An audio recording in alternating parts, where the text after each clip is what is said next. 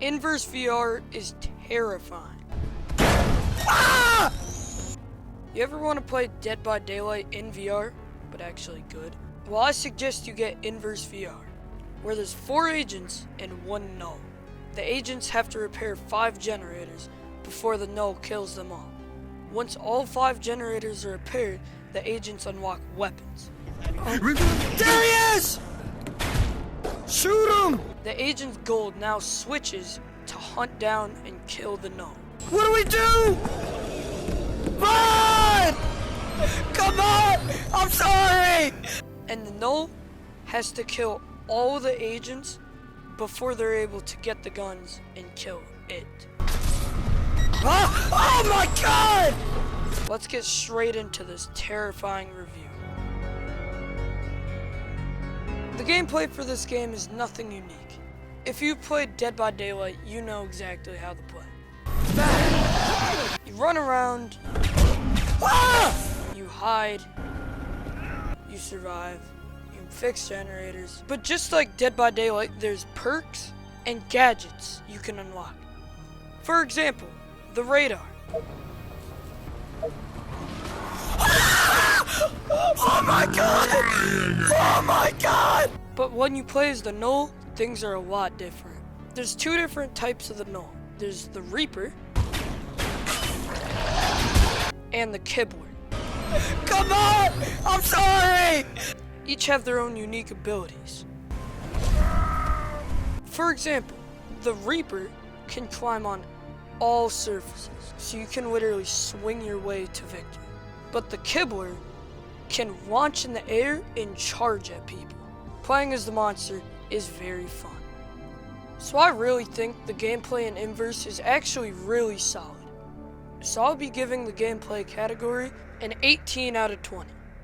By the way, for the ranking system, there's 5 different categories. Each is going to be out of 20 points, which will add up to be out of 100. The replayability in this game is surprisingly good. The game loop is very fun, and every match is completely different. Every match you have new people, new scares, different perks, different gadgets, and different monsters. But I feel like at some point that same game loop is gonna get kinda boring. So I'm gonna give replayability a 15 out of 20.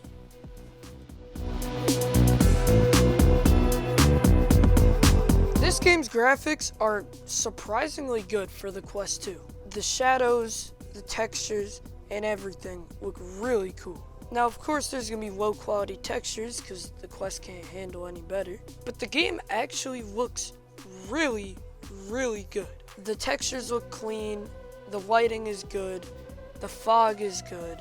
Overall, the graphics are really good. But I also wanted to talk about the sound design. Holy crap. This game's sound design is amazing. For example, this is when you're first starting the game. Pretty creepy, huh? What about the noises the monsters make? What about just the ambience? Lastly, what about the ambience in the actual main lobby?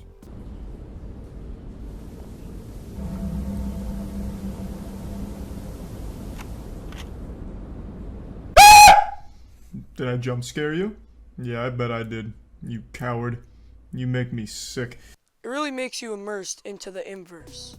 This really makes me feel like a monster's just gonna pop out at any second. Like, He's coming towards! He's coming towards! He's coming towards! run for your life. I think the graphics and sound design are amazing. And it really shows what the Quest 2 is actually capable of. So I'm gonna give this category a 20 out of 20.